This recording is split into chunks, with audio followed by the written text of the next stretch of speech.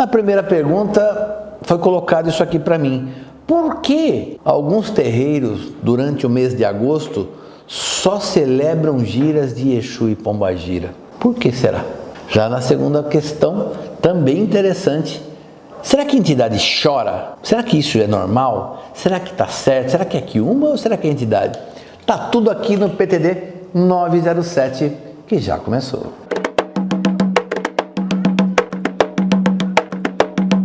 E estão abertas as matrículas para o curso de Teologia 2.0 do Maniboa, pessoal.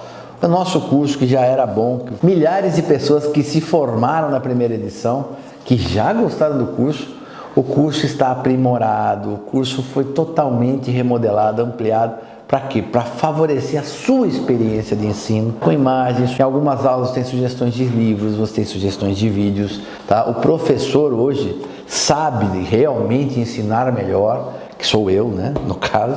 E você ainda pode fazer a sua matrícula sem consulta de crédito, pagando no boleto bancário. O professor dando todo o suporte, tanto respondendo pela plataforma quanto pelo WhatsApp. Olha, pessoal, o resto eu peço para os alunos que já estão na primeira turma do 2.0, que começou em março, que eles coloquem as suas informações aqui e nas lives que queremos fazer ainda, para vocês terem uma ideia de quanto o pessoal está gostando desse novo formato do curso Maniboa, né, Sombrão? Com certeza, Márcio, é muita gente contente. E como é que a pessoa faz para ter mais informação e falar com você para fazer matrícula, Sombra? Então, se você não está contente ainda, eu aguardo o seu contato. É só descer aqui no primeiro comentário do vídeo ou então aqui na telinha para você, 15 98119 1061. É aquilo que você já sabe, o WhatsApp da macumba mais famoso do Brasil. E Sombra, vamos fazer, como que é? Vamos ter dignidade por aquilo que nós recebemos da nossa família Maniboa e vamos responder a pergunta.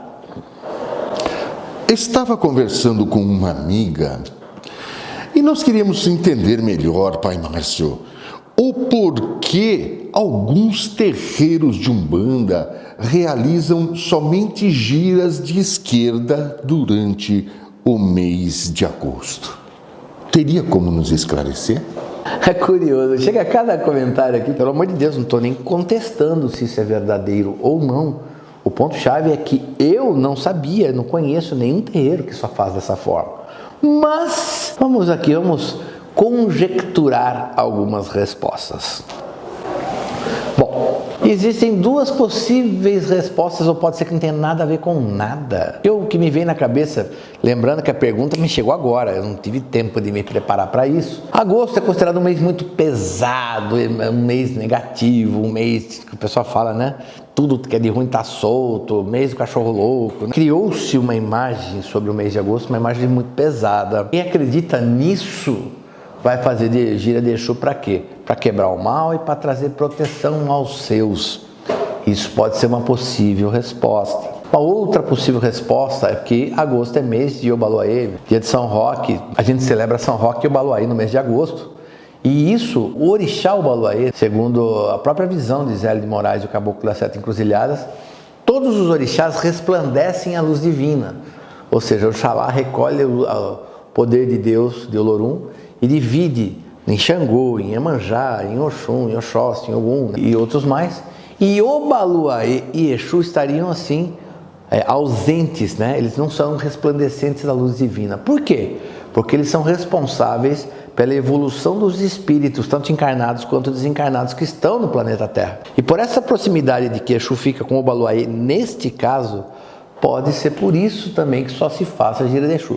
Eu acredito que, eu não sei se existem muitos terreiros fazendo isso, inclusive coloca aqui nos comentários se você conhece terreiros que só faz isso, para mim saber, entender a frequência disso. E também coloca a sua localidade para mim saber onde é que isso acontece, em que localidade do Brasil, não endereço, rua, só cidade ou estado, para mim ter uma noção. Mas eu não consigo entender fora dessas duas ideias outra coisa que justifique isso, pelo menos nesse primeiro momento, que justifique você passar o mês de agosto fazendo gira apenas para Exu. Certo, Sombra? Certo, Márcio. O Sombra quer me derrubar, mas ele não vai conseguir. Ele separa cada pergunta, pessoal. Então vamos aqui para trabalhar. E estou aqui também para pedir todo o meu coração. Pessoal, deixa o like. Like é importantíssimo Sabe para quê? Para que eu continue com essa mesma garra e alegria, para fazer vídeo para você, para o Sombra separar pergunta, para a gente continuar fazendo esse trabalho, para a nossa equipe toda continuar fazendo esse trabalho, que tanto leva informação para você, ok? Deixa o like. Sombra, pergunta de número 2. Pai Márcio, entidade chora?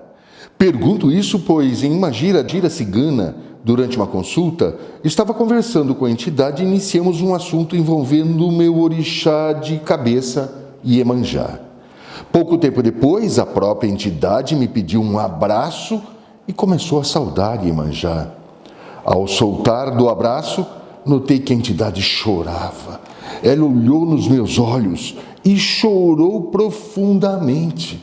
Eu me senti bem, mas nunca vi uma entidade chorar, talvez no máximo um herê com aquele chorinho miúdo, mas nesse caso não, era um choro profundo, daquele quando ficamos tocados por algo.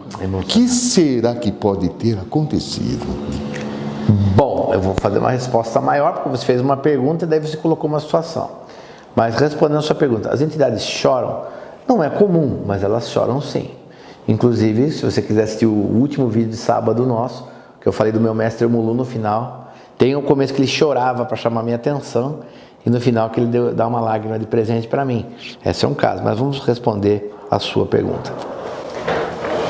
A sua situação, eu respondi a pergunta sobre a entidade chora. A sua questão, você está falando que falou com um cigano, uma cigana, e ele chorou. Quando ele começou a falar de Iemanjá, se emocionou e chorou. Veja bem, provavelmente essa entidade já deve ter algum nível de ascendência direto com o Iemanjá ou mesmo Oxum. Existem muitas manifestações das entidades de Iemanjá e Oxum que já se manifestam no terreiro, por pouco que se manifestam, por tempo que fique, chorando. É a característica delas, chorar.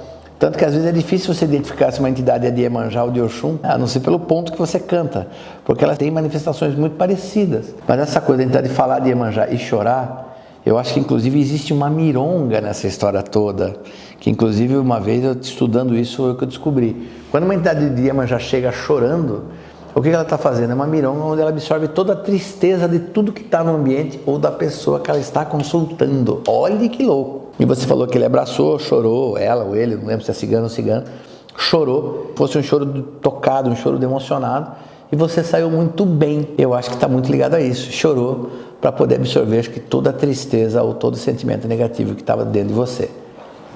Respondeu, Sombra? Creio que respondeu, né, Márcio? Creio que respondeu. Você está prestando atenção no que eu estou falando, não? Não, não tá. Mas tá tudo bem. E agora você faz aquela pergunta. Não, vírgula, tá todo mundo louco aqui. Eu faço a pergunta. O que você vai fazer amanhã às 9 horas da manhã? O que, cidadão? Olha, amanhã eu quero você comigo. Sabe por quê? Tem uma história linda para te contar. Uma história de uma mulher extremamente guerreira e que ela venceu muitas batalhas sem nunca criar um problema, sem nunca ter um conflito, sem nunca ter levantado uma espada. O nome dela é Mãe Menininha do Gantuá. Eu fiquei emocionado ao estudar sobre a vida de Mãe Menininha, assim como o cigano também se emocionou aí no caso da pessoa. Eu fiquei emocionado, uma história muito forte. E depois eu explico por que a história de Mãe Menininha é ainda tão importante até os dias de hoje. E tenho certeza que Mãe Menininha também estaremos aguardando você aqui amanhã de manhã. Até lá!